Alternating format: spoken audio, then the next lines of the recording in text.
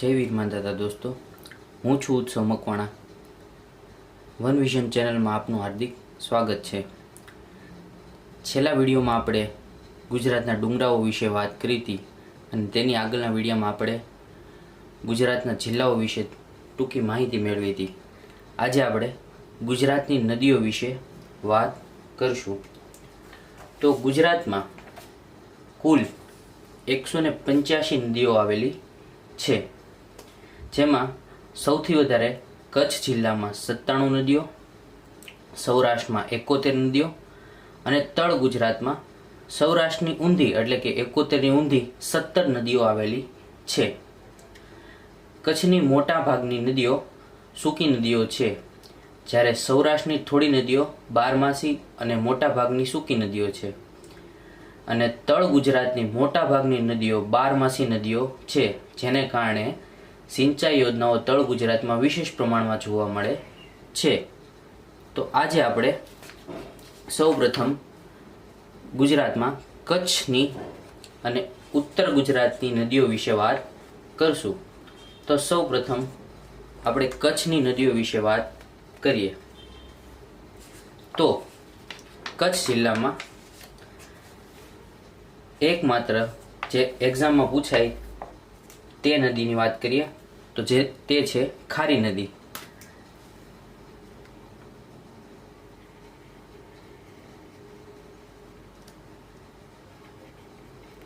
આ છે ખારી નદી.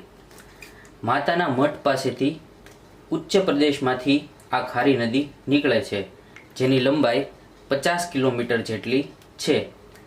કચ્છની એકમાત્ર સિંચાઈ યોજના રુદ્રમાતા ડેમ જે આ ખારી નદી ઉપર આવેલો છે. રુદ્રમાતા ડેમ, અને આ જ નદી ઉપર એક માતાનો મઠ પણ આવેલો છે.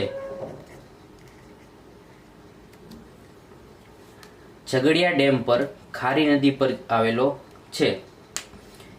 આ નદી ઉપર એક બીજો પણ ડેમ આવેલો છે, ઝઘડિયા ડેમ.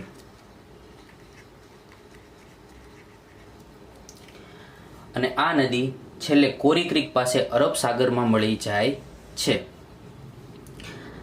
કચ્છની બીજી નદીઓ વિશે વાત કરીએ તો તે છે કંકાવટી, બીજી છે રૂકમાવતી અને એક નદી છે ભૂખી. આ બધી નદીઓ કચ્છના અખાતમાં ભળે છે.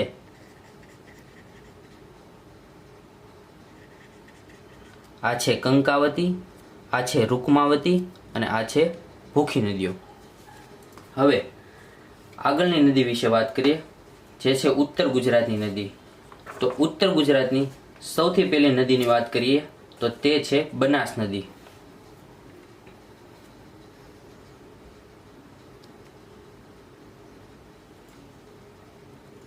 આ છે બનાસ નદી.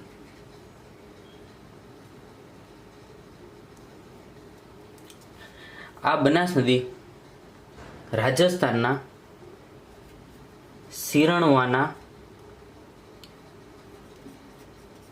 પહાડ એટલે કે તે જિલ્લો છે સિરોહી જિલ્લો. કયો જિલ્લો? સિરોહી જિલ્લો. સિરોહી જિલ્લામાંથી નીકળી જેની કુલ લંબાઈ છે 270 કિલોમીટર અને ગુજરાતમાં તેની લંબાઈ છે 224. આ નદી બનાસ જિલ્લામાંથી થઈને ગુજરાતમાં પ્રવેશ કરે છે. આ નદીની બે નદીઓ છે, તેની શાખા નદી કહેવામાં આવે છે. તે છે સીપુ અને બીજી એક નદી છે જેનું નામ છે બાલારામ. તે તેની સહાયક નદીઓ છે. બાલારામ.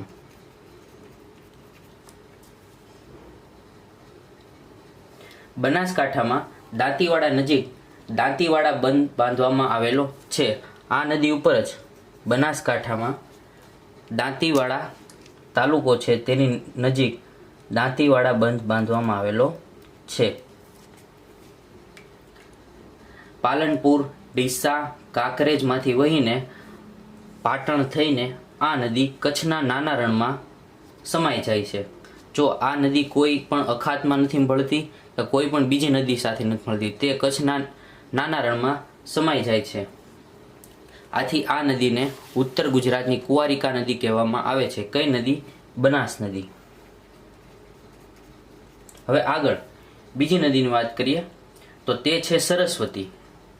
આ સરસ્વતી દાંતા તાલુકાના ચોરીના ડુંગરમાંથી નીકળે છે.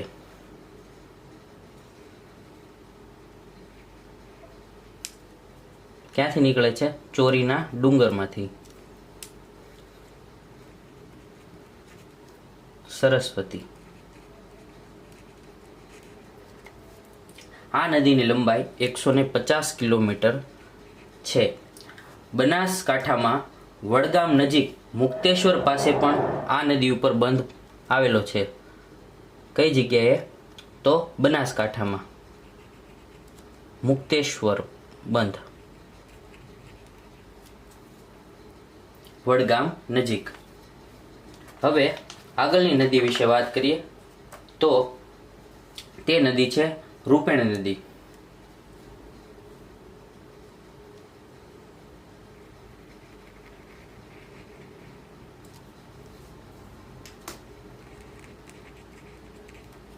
તારંગાની પર્વતમાળામાં આવેલ ડુંગરમાંથી આ નદી નીકળે છે. આપણે આગળ ડુંગરાઓ વિશે વાત કરી તો મહેસાણા જિલ્લામાં જે તારંગાનો ડુંગર આવેલો છે તે ડુંગરમાંથી રૂપેણ નદી નીકળે છે. આ નદીની લંબાઈ 156 કિલોમીટર છે. પુષ્પાવતી અને ખારી નદી તેની સહાયક નદીઓ છે. જો પુષ્પાવતી નદી જે તમને ખબર છે મોઢેરાનું સૂર્ય મંદિર મહેસાણામાં આવેલું છે, તે પુષ્પાવતી નદીના કિનારે આવેલું છે. તો પુષ્પાવતી અને ખારી નદી તેની રૂપેણ નદીની સહાયક નદીઓ કહેવામાં આવે છે. જે આપણે અહીં દોરતા નથી કેમ કે એ એટલી બધી મહત્વની નથી. મહેસાણા પાટણમાંથી થઈને આ નદી કચ્છના નાના રણમાં ભળી જાય છે. તો આ ત્રણેય નદીઓ કઈ? બનાસ, સરસ્વતી અને રૂપેણ. આ ત્રણેય નદીઓ તે કચ્છના નાના રણમાં સમાઈ જાય છે. આથી આ ત્રણેય નદીઓને ઉત્તર ગુજરાતની કુંવારિકા નદી કહેવામાં આવે છે. કુંવારિકા નદી એટલે એવી નદી કે જે કચ્છના અખાતમાં કે કોઈ પણ જાતના સમુદ્રમાં જોડાતી નથી અને તે કચ્છના રણમાં વિલીન થઈ જાય છે. હવે આગળ આપણે સૌરાષ્ટ્રની નદીઓ વિશે વાત કરીએ તો સૌથી પહેલી નદી મચ્છુ. મચ્છુ નદી રાજકોટ જિલ્લામાં આવેલા આનંદપુર પાસેના માંડવના ઉચ્ચ પ્રદેશમાંથી નીકળે છે.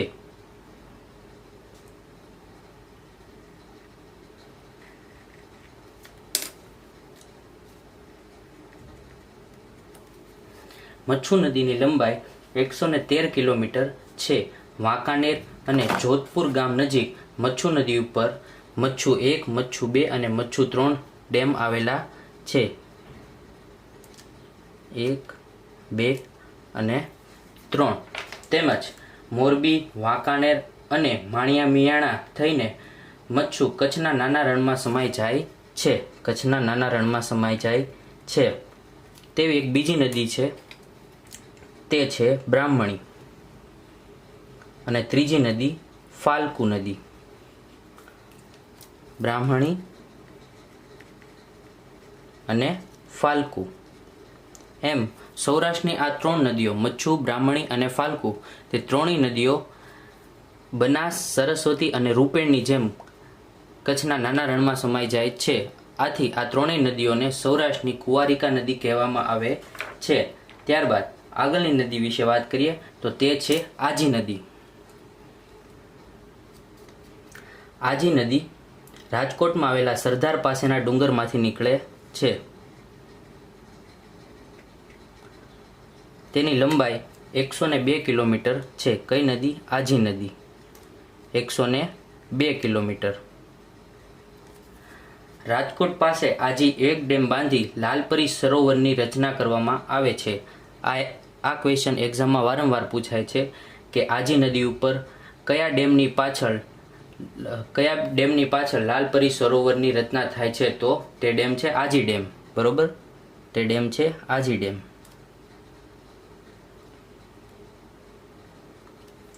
આજી નદી ઉપર આજી 1, આજી 2 અને આજી 3 અને આજી 4 એમ 4 પરિયોજનાઓ આવેલી છે.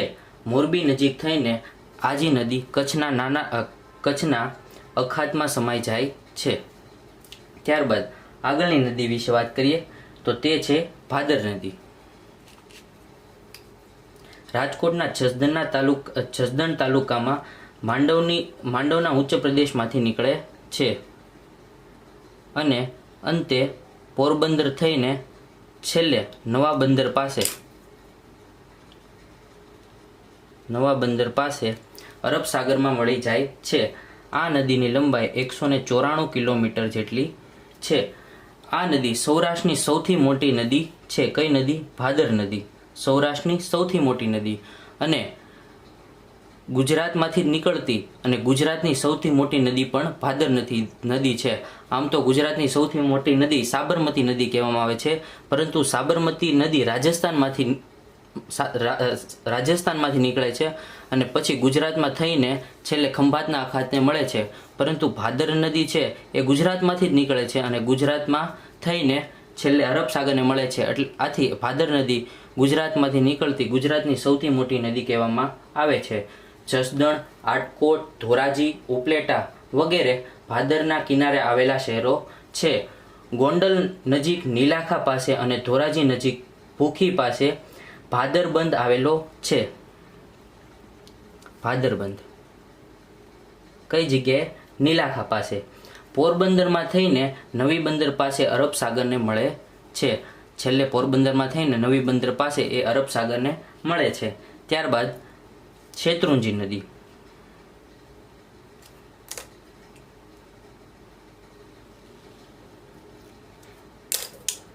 શેત્રુંજી નદી ગીરમાં આવેલી ઢૂંઢીની ટેકરીઓમાંથી નીકળે છે.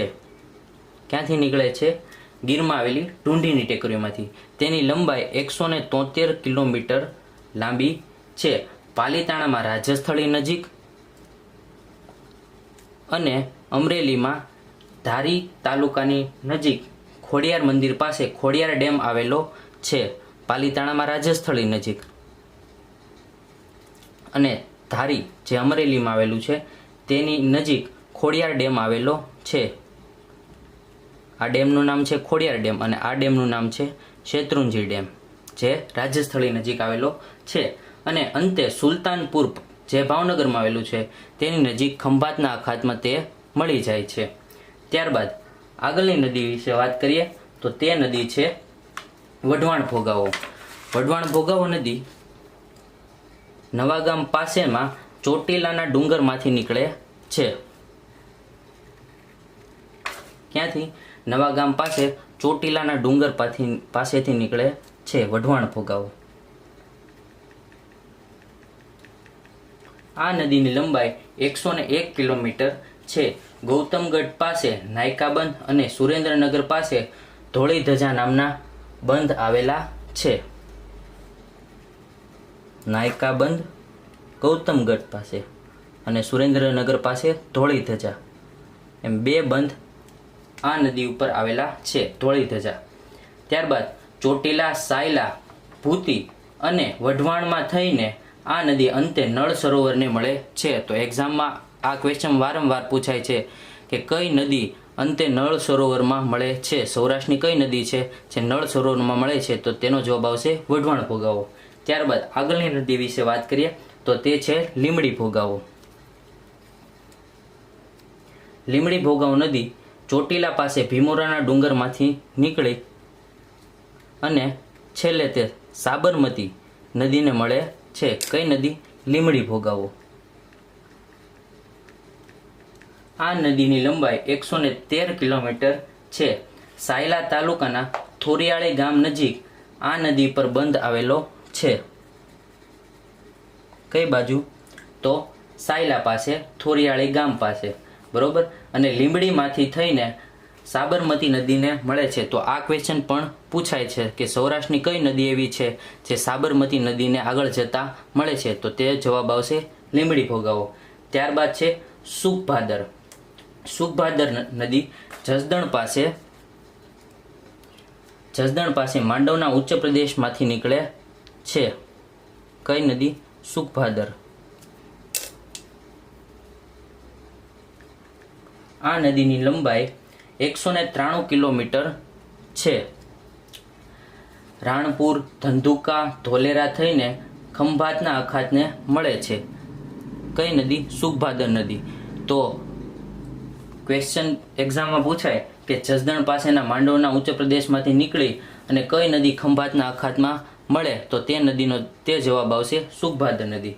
ત્યારબાદ નદી છે ઘેલો નદી. ઘેલો નદી રાજકોટના જસદણ તાલુકામાં ઘેલો સોમનાથથી ગિરિમાળાઓમાં આવેલા ફુલઝરના ઉચ્ચ પ્રદેશમાંથી નીકળે છે.